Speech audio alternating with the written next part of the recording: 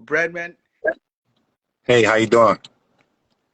I'm good. I think you're better than me because that was a spectacular KO. So once again, congratulations on that big KO win. Thanks a lot. Appreciate that.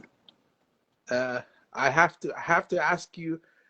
I have to start off with Anthony Durrell trying to play mind games. Um, what were your thoughts going into this fight with all the trash talk? Um, I don't get into that. It's a fight at the end of the day. My whole thing was just to tell Caleb to not excuse me, to not fight angry, just to fight focus. Anthony Durrell's best shot at beating Caleb is to catch him with a punch or getting him in the war. So I just wanted to make sure that he fought real focused and not try to slug and not try to get into that kind of stuff. Um, but guys try to sell the fight. Guys talk. That's part of boxing. It's not something that it doesn't make me a difference either way. But I just wanted to make sure that Caleb knew that by feeding into that, you give Anthony the best chance to win. So I wanted to make sure that he just fought a focused fight. That's it. And throughout the fight, I was so impressed with Plant's focus. Like he didn't get off his game plan. So you guys must have worked on this mental game because it's a lot of mental in boxing. Well, he was locked in. I felt like with Canelo that he kind of like left food on the table. I felt like from what I saw from him in the gym that he could have fought better, and I made sure to go over those things. People like to say what can be taught and what can't be taught, but there's a you can kind of teach anything as long as you got the right student. And we worked on staying mentally focused, staying mentally tough. You know, it's certain things you could put yourself through in the gym so the fight could be easier. And he was locked in, man. He was zoned out. He really was. I'm really, really proud of him. I keep saying he trains like a poor rich guy. He made a lot of money with the Canelo fight, but he trains like he's poor and he exhausts all of his resources.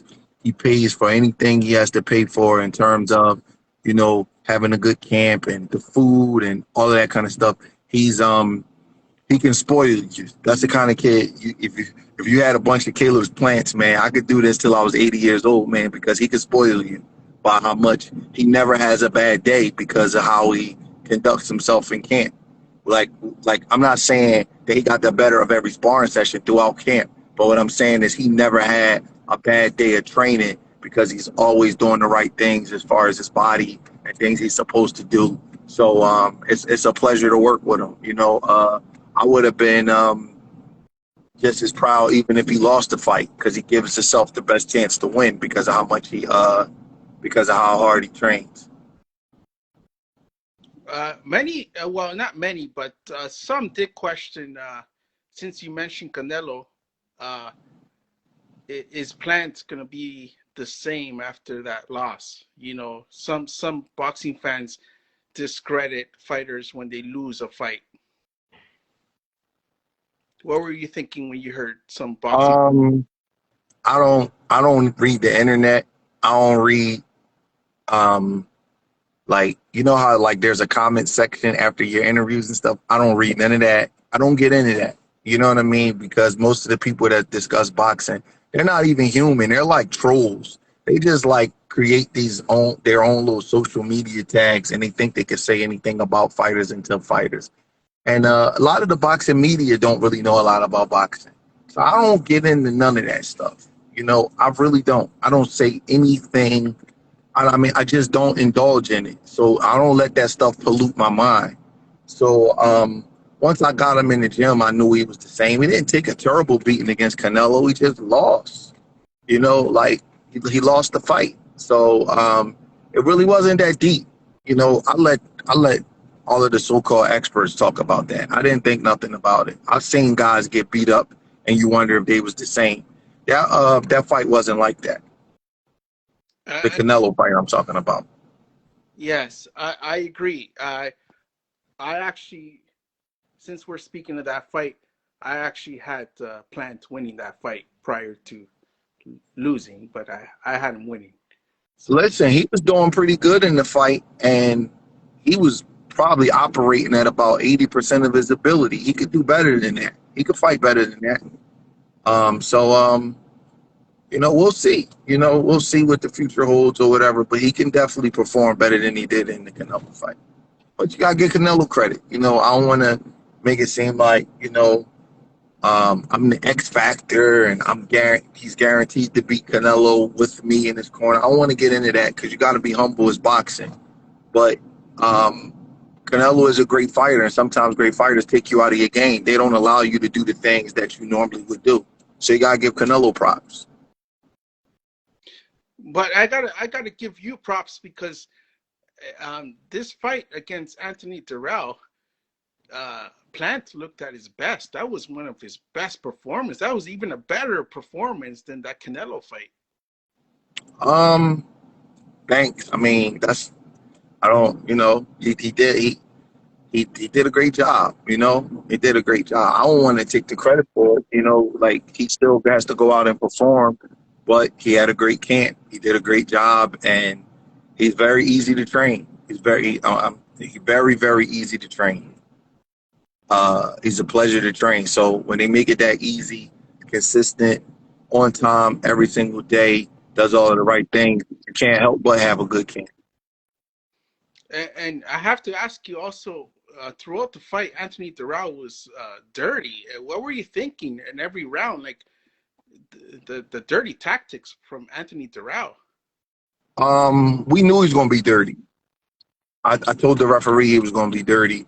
And I just told Caleb, when you tie him up, just make sure you lock both hands up, stay calm, and, we'll be able to catch him with little shots on the inside. We don't even have to really work in there. We kind of knew what he was going to do and knew he was going to be dirty. We was prepared for that. We told Harvey Doc before the fight that he was going to be dirty because I know Caleb is a little sharper than Anthony, a little faster. So Anthony had to do stuff like that to kind of, get his to kind of try to take Caleb out of his game. So we was totally prepared for that. I even had the sparring partners fight him dirty in the gym, so he can get used to that kind of stuff. So he was ready for that. And at the end of the fight, what were your thoughts? I know some guys in boxing don't like it. I personally don't. It doesn't bother me. But what were your thoughts when Plant started digging Durrell? Um, Honestly, I don't have no thoughts on it. That's what he chose to do. I don't have thoughts on it. They said a lot of mean stuff about Caleb in the lead up to the fight. So, when you say those things and when you make things personal, sometimes you bring out emotions in the guy. Caleb is a nice kid, and I don't have thoughts on it. It's a fight at the end of the day. This is an animalistic sport. Anthony says some things about Caleb, and that's how Caleb reacted. I'm cool with Anthony too. Even before I trained Caleb, I was cool with Anthony. So I don't have any thoughts on it. It's part of life. This is an emotional sport, and you put a lot. You see guys cry after fights. They let out a lot of emotions. Caleb was going through a lot. So he let his emotions out the way he chose to do it, and that's just that. I have to say, I respect Plant for his final comments at the end of the fight when he said that it shouldn't matter about where you come from, who you are. It's all mental and heart. That's what it comes down to. Your thoughts on that? Um, yeah, I mean, some people think that like people of other races can't beat them in fights and things like that, but you know, um, it's it's not true. You can run into you can run into anybody, man, that can beat you in a fight. You know what I mean? There's some tough white guys out here. It's like there's some tough black guys out here. You can't always judge a book by its cover like that. Anything, you don't want to underestimate your opponents, and you definitely don't want to, you know, um, get a false sense of security in a fight because the guy is not from where you from, or you think you grew up tougher than he did, or anything like that. It's a fight at the end of the day, man, and there are some white dudes that can fight, and Caleb happened to be one of them. I always say that. I always say that to some boxing fans that say some certain things to me, and I always say that, like, hey, don't underestimate no one. Um, Boxing is a racial sport. People won't admit it, but it is. It's racial. It's there's prejudice in boxing. Judge people from where they're from. Who grew up tough, what city they're from, what race they are. All that stuff gets judged in boxing. Nobody just really says it out loud, but it does. And sometimes it comes back to bite you, like I'm from Philadelphia. So, I think that we learn how to fight the best in Philadelphia. So I'm probably, you know, that's not a racial thing, but I'm judging things on my region. It's things that we teach in the gyms in Philadelphia that I don't see get taught in other places. It don't mean, that I'm right. That's just my opinion. So, everybody has their opinion. It's up to you to go out there and prove it. I agree. I agree. But now I have to ask you about Charlo, who was at ringside. Your thoughts about That that? that wasn't the Charlo that fights at 160 and 168. That was the Charlo that fights at 154. That was the brother. That was Jamel Charlo. That wasn't Jamal Charlo. Okay. So people saw that and it's like, he had sunglasses on. So I was like, which one are you, Jamel or Jamal? He's like, Jamel. So that wasn't Jamal. That wasn't the one that Caleb would be fighting. That was the one that fights at 154 pounds. Wow. I still can't tell them apart. I could tell them apart if I see their faces, but he had on sunglasses and there was a lot going on in the fight. So I heard him talking. I actually asked him, I was like, which one are you? He was like, it's Mel. So I know him, I've been around him enough times, so I know him apart. So that wasn't the one that Caleb would fight at 168 pounds. But we know that the brother that's going to be fighting next is against Tim Tszyu. What's your thoughts on that? That's the one that was ringside. That's the one that was at ringside that fights at 154. Yes. I see. Okay. So are we going to get a Charlo fight? What I do you don't think? know. I don't have uh I just don't know. Caleb just fought. I want to start negotiating stuff in the media. I don't know. They're all with PBC, so I'm sure it's just a matter of willing to say yes or no to the fight. So I don't know what Charlo's doing, who he's fighting next. I know Caleb's on vacation with his family, so we'll see. It don't matter to me. God just let me know, and we'll fight well. But I don't have that choice on who he fights, who he don't fight. I know. Plant wants Charlo because he's talked about Charlo in the past. So I know he don't fear no man. So I think that would be a Um, match. I'm confident whoever he fights. If he fights the way he fights in the gym, he can fight whoever. And that's the first time I seen him fight in the gym the way he do in a real fight. So it don't matter to me who he fight. If they ask me, I'm gonna say line him up, but that's not my choice. Caleb. He has a manager. They could figure that out. But from what I've seen, if they ask my opinion, he could fight whoever at 168 pounds. I have to ask you about Benavides because I've spoken to Benavides in the past, and we know there's something going on there that these guys don't like each other. So I Yeah. think that would be another great fight. Yeah, it will be. Benavidez is the real deal. He's a monster. But he's a great fighter. I got a lot of respect for him. Um, you know, uh, if they sign the fight, let's fight. I'm not getting into that. You know what I mean? Because it doesn't. it honestly doesn't make me any difference. And I don't play that role on Caleb's team, and I'm not going to um